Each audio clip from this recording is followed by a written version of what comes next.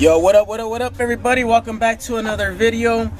So right now what we got going on is we're connecting the wideband sensor.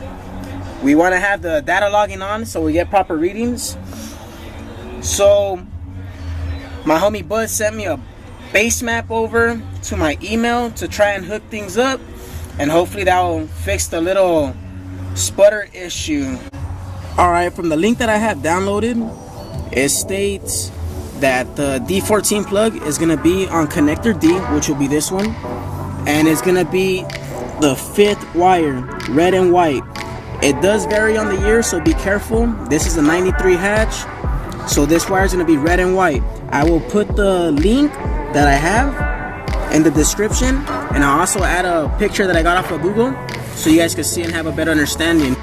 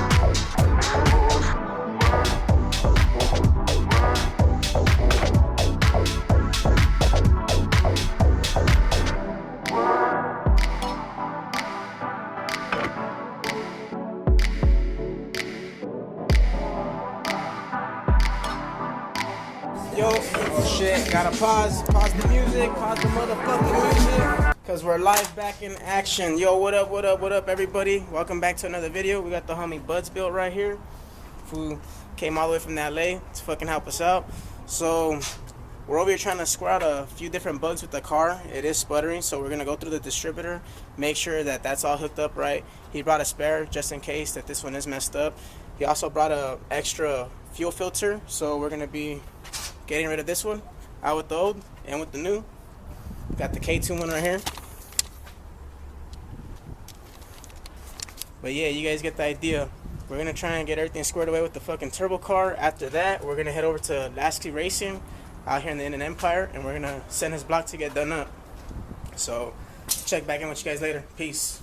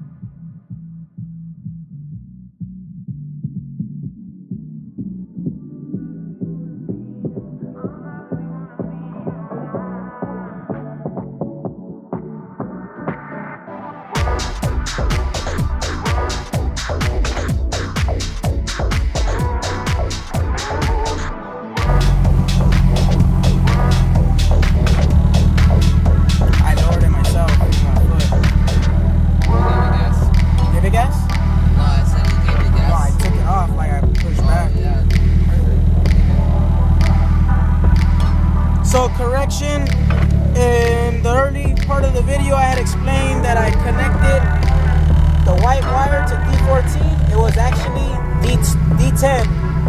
I pinned it onto D10, so that's for the readings to the wideband here. Once you do that, you go over here into the Hondata and you go set it down. It's in the parameters. It should be under the closed loop. Right there you can see D14, D10, D12. I have mine in D10. Alright guys, quick update. We're on the 91, heading southbound. We're going to Lasky Racing. Homie Buds came out here to help me out with my turbo car. And he's killing two birds with one stone. He brought his short block. He has the pistons and rods in the trunk. I'll give you guys a little preview when we get there. But yeah, they're gonna end up hooking them up. They're gonna assemble the short block. I'm not too sure when they're gonna finish it, so you guys will be seeing him again in the video. Maybe a couple weeks, maybe a month. Who knows, you know? Yeah, I'll show you guys what everything looks like once we pull up to the spot. Peace. Can I do it with the tots, please? Let's see. What do you guys have? We have multi. I'll keep it basic. I'll get the Sprite, man. Okay. What do you want, buds? You sure you don't want to mix that with anything? Nah, that's fine. It's gonna be a fuel sonic then. Alright then. What do you want to mix it with? What's good? Ooh, well, I think you should mix it with our cherry. Cherry? Alright, we'll do cherry. I'm gonna take your word on that. Alright. Alright, can I get a number 1 combo? Absolutely. Can I get that plain? Sure can. Only cheese and lettuce? With tots? Okey-dokey. And a strawberry lemonade.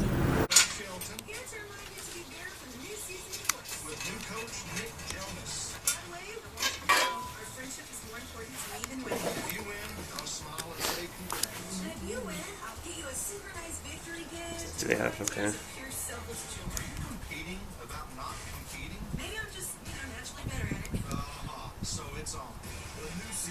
So what I was looking for was when you balance a crankshaft, you'll usually see the balance marks actually on the crank. I don't see anywhere where that they did do any kind of balancing to the crank. They look like they probably polished the journals, which is good. Yeah.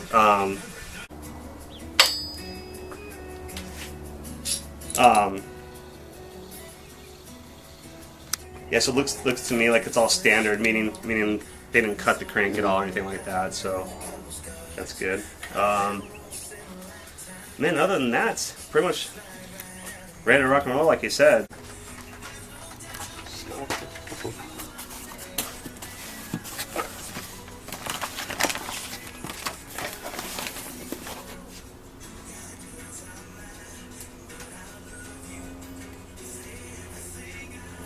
I would honestly got sky rods too to do like a little budget setup. So what my concern was is that shows a GSR roughing from the box. So I told him I had a LS crank. yeah, that's what I was kind of like trying to. I had to make sure I can tell it's an LS crankshaft just because of the counterweight. I had to double look at it. So it says GSR and Type R. So what will end up happening? These rods are longer, so your pistons will stick out of the hole. So we found out a lot of good information, and it's pretty good that we did find this out now, because now the homie Buds could get everything squared away, and it will be a speedy process once he ends up getting the rods. So he has a LS crank and a GSR block, but the rods that he has are for a GSR setup, so it's not really compatible. Mike from Nasky Racing said that with those rods and that LS crank, the pistons are going to be sticking out of the short block. He said most people will just put a thicker head gasket thinking it will fix the issues, but he said that's a very cheap way to do it, and the homie Buds is trying to push a lot of power, so he's not even going to go that route. So he's going to contact CSS, get the right rods, then he's going to send them down to Mike's house, and Mike said that it'd be a very speedy process. So there was already a deposit made and everything. We in the game. Well, Buds is in the game. You want to tell him what pistons you got or what? 10-521, nothing special, flat tops. What rods? I don't know yet.